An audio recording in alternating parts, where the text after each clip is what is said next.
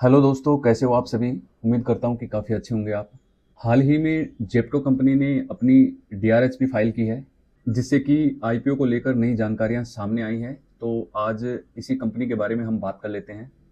आज के इस वीडियो में हम जानेंगे कि जेप्टो कंपनी काम क्या करती है, पिछले सालों की ग्रोथ कैसी है, इसके फाइनेंशियल कैसे हैं और इस आईपीओ के पॉजिटिव और नेगेटिव क्या है।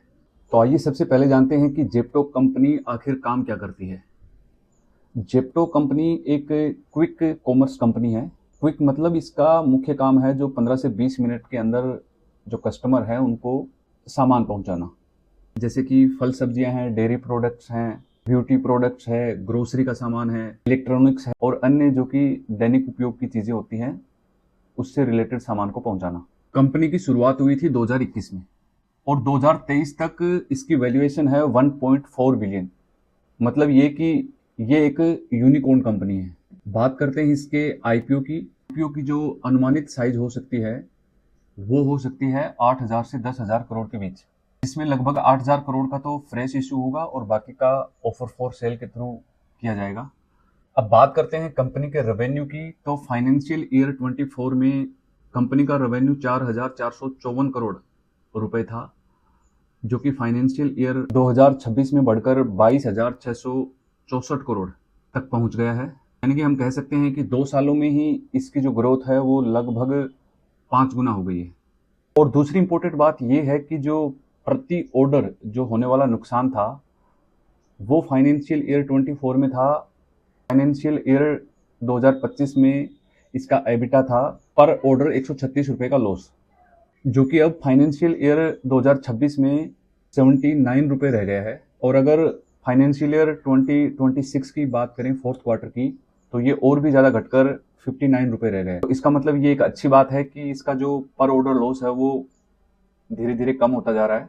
हालांकि हम कह सकते हैं कि कंपनी अभी भी घाटे में है, लेकिन लगातार इसका जो नुकसान है वो कम होता जा रहा है, जो कि एक पॉजिटिव संकेत माना जा सकता है। और एक अच्छी बात जेप्टो कंपनी की ये है कि इसका जो एडवर्टाइज रेवेन्यू है वो काफ़ी अच्छा है। इसके एडवर्टाइज रेवेन्यू की बात करें तो फाइनेंशियल ईयर 24 में इसका जो एडवर्टाइज रेवेन्यू था वो लगभग 49 करोड़ था, जो कि फाइनेंशियल ईयर 25 में बढ़कर 1,636 करोड़ रुपए हो गया। मतलब हम मोटा मोटा कह सकते हैं कि लगभग 33 गुना 33 मल्टीपल इतने गुना इसका एडवर्टाइज रेवेन्यू बढ़ गया है। ये बहुत अच्छी बात है। अब बात करते हैं कि कंपनी के पास जो कस्टमर हैं वो कितने हैं। तो फाइनेंशियल ईयर 2024 के अकॉर्डिंग इसके पास जो एनुअल ट्रांजैक्शन यूजर थे वो लगभग 1,06,00,000 थे, जो कि अब फाइनेंशियल ईयर 2025 में बढ़कर 4.8 करोड़ यानी 4,08,00,000 कस्टमर हो गए हैं। मतलब हम कह सकते हैं कि एक ही साल में लगभग 3,10,00,000 लोग नए जुड़े हैं इससे। ये बहुत अच्छी बात है। अब बात करते हैं ऑर्डर की। इसके पास ऑर्डर कितने हैं। जो फाइनेंशियल ईयर 2024 के अकॉर्डिंग लगभग 13 करोड़ ऑर्डर थे, जो कि अब बढ़कर फाइनेंशियल ईयर 2025 में लगभग 65 करोड़ ऑर्डर इसके पास हैं। तो हम कह सकते हैं कि लगभग 5 गुना ऑर्डर की संख्या एक ही साल में इसमें बढ़ गई है। ये भी काफी अच्छा संकेत है। अब बात करते हैं इस कंपनी के जो डार्क स्टोर नेटवर्क है, मतलब जो जिस सिटी में जो सबसे पास जो इसके स्टोर हैं उनकी बात करते हैं। इसमें भी लगातार वृद्धि हुई है। जो फाइनेंशियल ईयर 2024 में जेप्टो के पास लगभग 337 डार्क स्टोर थे, जो कि अब फाइनेंशियल ईयर 2025 में बढ़कर 11,441 हो गए हैं। मतलब इसकी स्टोर की संख्या लगातार बढ़ी है, एक ही साल में काफी बढ़ गया है।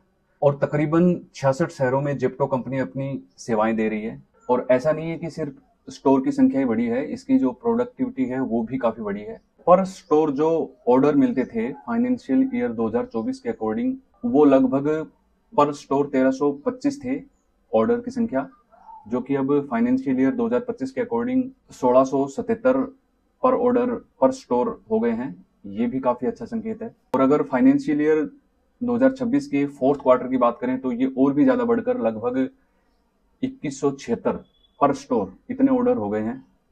बात करें जेप्टो कंपनी का जो सेक्टर है उसके बारे में, तो हम भी जानते हैं कि भारत में जो क्विक कॉमर्स कंपनियां हैं, जो इसका सेक्टर लगातार तेजी से बढ़ रहा है, क्योंकि लोग दिन प्रतिदिन आलसी होते जा रहे हैं, उनको घर बैठे ही सुविधाएं चाहिए और साथ ही साथ उनके पास टाइम नहीं है, उनको डिलीवरी बहुत फास्ट चाहिए। तो इसलिए जो क्विक कॉमर्स है इसका मार्केट लगातार पिछले कुछ सालों में लगातार तेजी से बढ़ ही रहा है। तो हम कह सकते हैं कि आने वाले वर्षों में ये जो सेक्टर है काफ़ी बूम करेगा। और जो जेप्टो का मार्केट शेयर है वो जो अन्य कंपनियां हैं जैसे ब्लिंकिट है, इंस्टामार्ट है, इनके बीच लगातार बढ़ ही रहा है। अगर वर्तमान की बात करें तो कंपनी के पास लगभग 4.8 करोड़ कस्टमर हैं, 64 करोड़ से अधिक के ऑर्डर कंपनी के पास हैं, लगभग 1636 करोड़ का एड रेवेन्यू है और लगभग 1100 से अधिक कंपनी के पास जो डार्क स्टोर हैं वो है। अब सवाल ये है कि जब सब कुछ इतना अच्छा है तो ये कंपनी घाटे में क्यों है? फिलहाल जो इस कंपनी का जो घाटा है वो लगभग 1695 करोड़ रुपए का घाटा है। इस घाटे की मुख्य वजह ये है कि कंपनी अभी प्रॉफिट बढ़ाने की बजाय जो मार्केट शेयर है उसको बढ़ाना चाह रही है। अभी जो कंपनी का ध्यान है वो प्रॉफिट की तरफ ना होकर जो मार्केट शेयर है उनका विस्तार करने में है। जैसे कि नए शहरों में विस्तार कैसे करना है, इसकी मार्केटिंग कैसे करनी है, इसका इंफ्रास्ट्रक्चर कैसे बिल्ड करना है, इस पर कंपनी ध्यान दे रही है और इन सब पर कंपनी के द्वारा लगातार निवेश किया जा रहा है। तो इसी वजह से कंपनी अभी भी घाटे में है। और अगर हम कंपनी के जो ओवरऑल पॉजिटिव की बात करें तो काफ़ी पॉजिटिव हैं, जैसे कि इसका रेवेन्यू 5 गुना बढ़ा है, इसके जो ऑर्डर हैं उनकी संख्या भी लगभग 5 गुना बढ़ गई है और सबसे इम्पोर्टेंट इसका जो एडवर्टाइज रेवेन्यू है वो तो लगभग 33 गुना 33 मल्टीप्लाई बढ़ गया है। और ये कंपनी लगातार अपना जो मार्केट शेयर है वो भी बढ़ाती जा रही है, नए नए शहरों में इनके स्टोर खुल रहे हैं। अब बात करते हैं कि इस कंपनी में नेगेटिव क्या है। तो सबसे बड़ा नेगेटिव तो यही है कि जो कंपटीशन है इस सेक्टर में वो बहुत ज़्यादा है, क्योंकि ऑलरेडी बहुत सी कंपनियां पहले से ही लिस्टेड हैं, पहले से ही काम कर रही हैं और उनका बड़ा नाम है, जैसे कि फ्लिपकार्ट है, अमेजोन है, स्विगी है, ब्लिंकिट है, इंस्टामार्ट है, ये ऑलरेडी अपना एक अच्छा नाम बना चुकी हैं। तो कंपटीशन बहुत ज़्यादा है, इन सब के बीच में निखर के आना वो बड़ी बात है। तो अभी तक तो जेप्टो कंपनी ने सिर्फ अपनी डीआरएच फाइल की है, इसका आईपीओ अभी कहा नहीं जा सकता कि कब तक आएगा, लेकिन जल्द ही उम्मीद है कि इसका आईपीओ आए। अगर और कोई डिटेल इससे संबंधित निकल कर आती है तो हम आपके साथ ज़रूर शेयर करेंगे। मेरे द्वारा जो जानकारी दी गई है अगर आपको वो इन्फॉर्मेटिव लगी है, अच्छी लगी है, तो आप मेरे चैनल को सब्सक्राइब कर लीजिए। तो चलिए मिलते हैं किसी नए वीडियो में, तब तक के लिए जय हिंद।